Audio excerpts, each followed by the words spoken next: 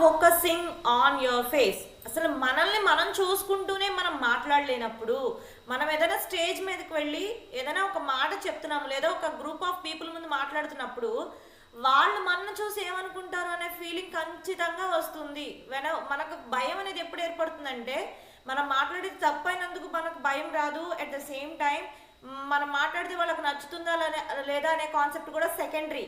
First ఒక మనిషి ఇంకొకళ్ళ ముందు మాట్లాడడానికి ఎప్పుడు భయపడతారంటే, మన ఫేస్ రియాక్షన్స్ ఎలా ఉన్నాయో, నేను మాట్లాడుతున్నప్పుడు నా ఫేస్ ఫీలింగ్స్ ఎలా ఉన్నాయో, వాళ్ళు నన్ను చూసి ఏమనుకుంటారో అన్న వెరీ ఫస్ట్ రీజన్ అది.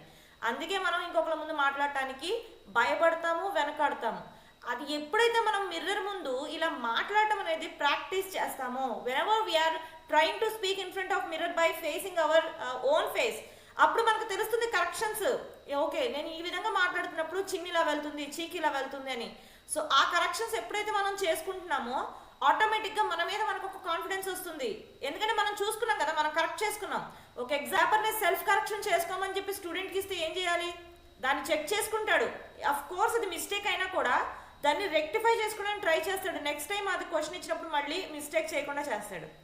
The only purpose of only the reason to make you to practice in front of mirror is a error location.